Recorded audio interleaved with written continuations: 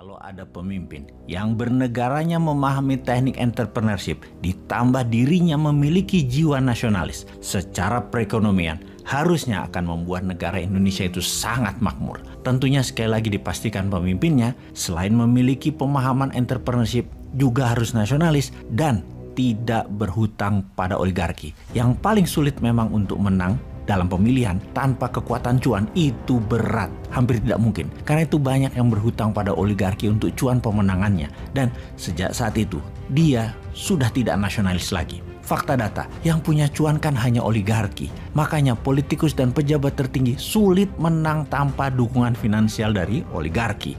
Itu adalah fakta. Selama oligarki jadi bohir dan jadi sponsor, maka rakyat selamanya akan jadi penonton dan hanya jadi pasar.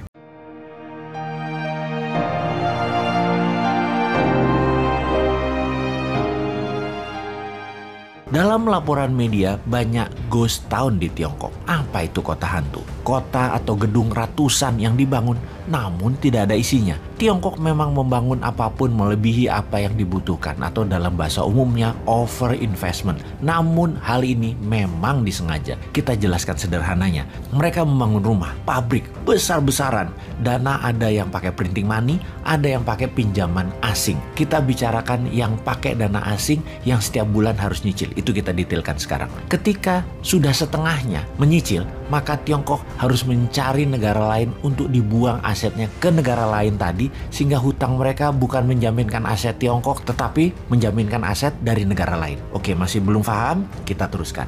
Katakan Tiongkok pinjam dolar Amerika dengan jaminan proyek mereka di Tiongkok. Mereka perlu dolar karena dolar mata uang multi currency yang berlaku di 97% negara dunia dan menjadi alat bayar 70% transaksi dunia. Cara mengambil dolar adalah dengan meminjam dolar dan menjaminkan aset negara. Misalnya, perumahan yang jumlahan ribuan tower itu. Di sini dolar masuk ke Tiongkok, membuat devisa Tiongkok naik atas dolar. Lalu Tiongkok mulai membangun. Setelah membangun di dalam Tiongkok, Tiongkok yang asetnya kekunci tadi harus membangun ke negara lain. Sekali lagi, harus membangun ke negara lain. Nah, karena itu Tiongkok punya 3 cara untuk menaklukkan sebuah negara yang telah Bosman ulang-ulangi ceritanya berkali-kali. Setelah takluk, maka negara yang pejabatnya terbeli, medianya terbeli, dan politikusnya terbeli, mulailah dikendalikan negara tersebut. Disuruhnya membangun, dibangunin tepatnya, dan untuk proyek manapun harus bayar pakai dolar Amerika. Ini sebagai modal mereka bayar hutang dolar dan memenuhi kebutuhan dolar Tiongkok. Negara tersebut bahkan harus over investment.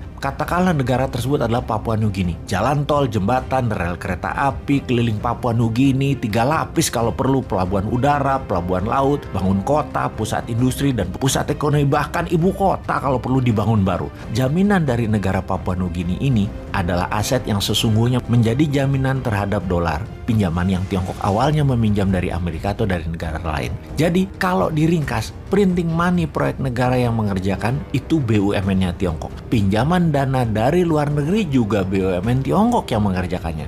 Di mana BUMN Tiongkok tadi juga harus membangun di negara jajahan ekonomi Tiongkok tadi. Di mana dolar masuk dari 2 arah sekarang, dari pinjaman Amerika dan dari cicilan negara jajahan Tiongkok. Aset pinjaman Tiongkok bukan lagi aset milik Tiongkok, tetapi aset dari negara jajahan. Itu namanya ekspor debt. Itulah jagonya Tiongkok yang ngerjain negara yang tidak berdaulat, yang pejabatnya bermental cuan, yang terbeli. Tapi pasti bukan Indonesia untuk hal itu. Indonesia mah pejabatnya pintar semua. Export debt adalah kemahiran yang mumpuni dari seorang entrepreneur. Dan kalau ada pemimpin yang bernegaranya memahami teknik entrepreneurship, ditambah dirinya memiliki jiwa nasionalis secara perekonomian, harusnya akan membuat negara Indonesia itu sangat makmur. Tentunya sekali lagi dipastikan pemimpinnya selain memiliki pemahaman entrepreneurship juga harus nasionalis dan tidak berhutang pada oligarki. Yang paling sulit memang untuk menang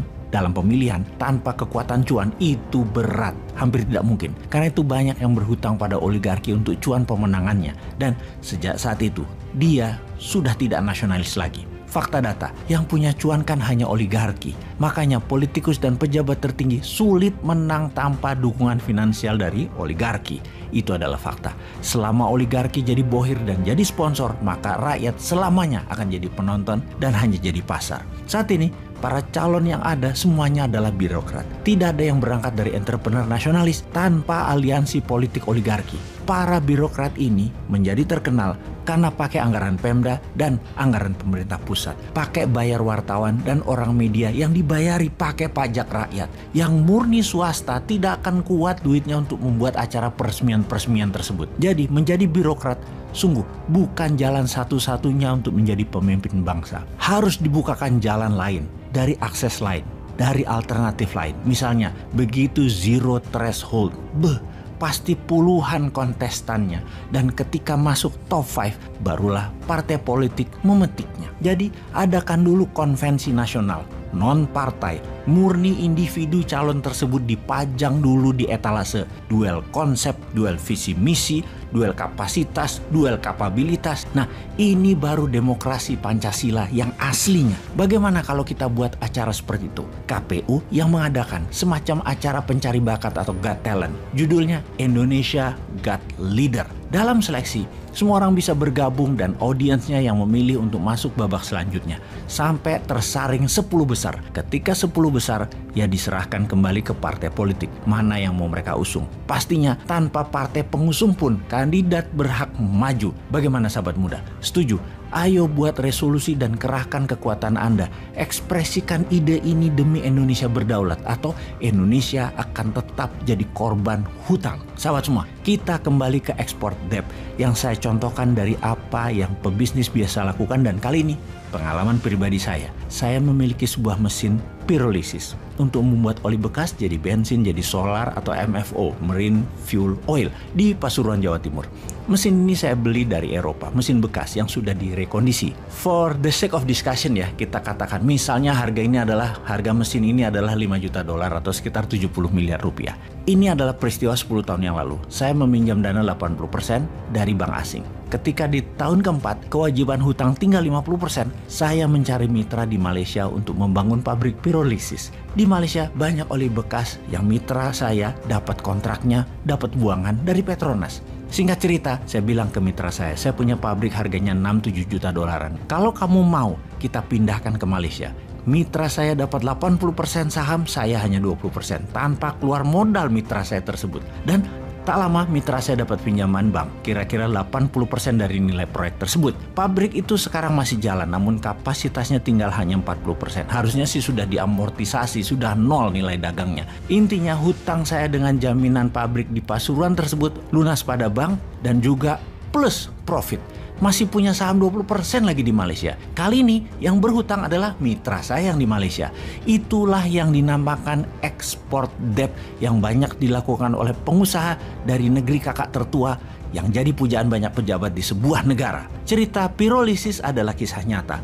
Mudah-mudahan sahabat semua jangan sampai membayangkan ada pabrik di Sulawesi atau ada proyek yang banyak di Indonesia semodel begini yang bernama export debt. Itu tidak ada. Pengusahanya merangkap pejabat, semuanya pinter, tidak oportunis, tidak mumpung jabat, juga tidak berhutang pada oligarki.